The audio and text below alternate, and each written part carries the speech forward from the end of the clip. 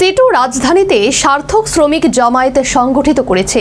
এক্ষেত্রে শ্রমিক অংশের মানুষ শাসকের সমস্ত বাধা বিপত্তি গুড়িয়ে জনজমায়েতে সামিল হয়েছে।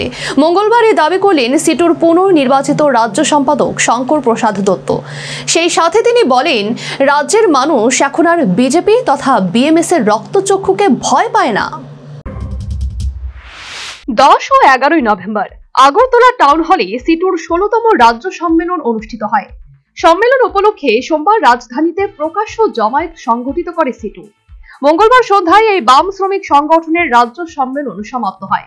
সম্মেলন পরিসমাপ্তির পর বাম শ্রমিক ভবনে সাংবাদিক সম্মেলনে মিলিত হন সিটুর নবনির্বাচিত সভাপতি মানিক দে, সহ সভাপতি অমিতাভ দত্ত, রাজ্য সম্পাদক শঙ্কর প্রসাদ দত্ত। সাংবাদিক সম্মেলনে সিটু নেতৃত্বরা জানিয়েছেন, দুদিন ব্যাপী তাদের রাজ্য সম্মেলনে মোট 406 জন প্রতিনিধি অংশগ্রহণ করে।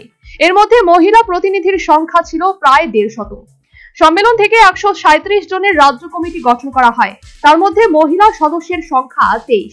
রাজ্য কমিটির নতুন মুখ রয়েছে 64। সম্পাদক মণ্ডলীতে রয়েছেন 23 জন। সভাপতি ও সম্পাদক হিসেবে পুনর্নির্বাচিত হয়েছেন যথাক্রমে মানিক দে এবং শঙ্কর প্রসাদ দত্ত। কোষাধ্যক্ষ হিসেবে নির্বাচিত হয়েছেন নির্মল রায়। এদিন সম্পাদক শঙ্কর প্রসাদ দত্ত অভিযোগ করেন, সিটু রাজধানীতে সার্থক শ্রমিক জমায়েত সংগঠিত করেছে। এক্ষেত্রে শ্রমিক অংশের মানুষ শাসকের সমস্ত বাধা বিপত্তি গড়িয়ে জনজমায়েতে সামিল হয়েছে। 2025 সালে ত্রিপুরা রাজ্যে এটা হচ্ছে এখন পর্যন্ত সর্ববৃহৎ সমাবেশ। এই সমাবেশকে আটকাবার জন্য সব ধরনের প্রস্তুতি বিজেপি তাদের রাজ্য মিটিংয়ে গত কয়েকদিন আগেই তারা সিদ্ধান্ত নিয়েছে, রাজনৈতিক সিদ্ধান্ত তারা নিয়েছে যে এই সমাবেশ যাতে কোনোভাবেই সংগঠিত হতে না পারে তার জন্য সর্বাত্মক প্রস্তুতি গ্রহণ করতে হবে। তার জন্য তারা সর্বনিম্ন তাদের মণ্ডলে মণ্ডলে খবর পাঠায় যে সর্বত্র সেই পরিবেশ পরিস্থিতি তৈরি করো যাতে সমাবেশে অংশগ্রহণকারী মানুষ এখানে অংশগ্রহণ করতে না পারে। প্রথম আগের দুদিন বাড়ি বাড়ি গিয়ে মানুষকে শাসিয়েছে যাতে কেউ সমাবেশে না আসে।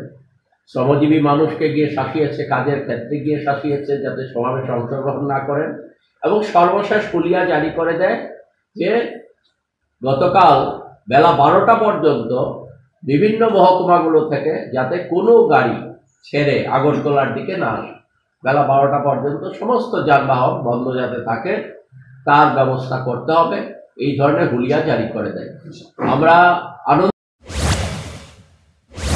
সেই সাথে তিনি বলেন, রাজ্যের মানুষ এখন আর বিজেপি তথা বিএমএস এর রক্তচক্ষুকে ভয় পায় না। আমরা আনন্দিত এই হুলিয়া জারি করা সত্ত্বেও মানুষের যে প্রতিবাদের লাভা মুখ আজকে সেখানে খুলে যাচ্ছে। আগে এইরকম হুলিয়া জারি করলে পর অধিকাংশ স্ট্যান্ডের শ্রমিক বন্ধুরা তাদের নিজেদের গাড়ি চালাবার স্বার্থে পরবর্তী সময়ে এই তাদের বিষয়টাকে মনের দিক থেকে না মানলেও অনেকেই। বিহার বিধানসভা নির্বাচন আবহে সোমবার রাজধানীতে অনুষ্ঠিত সিটুর প্রকাশ্য সমাবেশে ভিড় দেখে স্বাভাবিকভাবেই উৎসাহিত সিটু নেতৃত্বরা। একাধিক অভিযোগ করেছে শাসক দল তথা বিএমএস এর বিরুদ্ধে। তবে এই নিয়ে খবর লেখার সময় পর্যন্ত শাসক দল তথা বিএমএস এর পক্ষ থেকে কোনো প্রতিক্রিয়া পাওয়া যায়নি। Bureau report, news vanguard.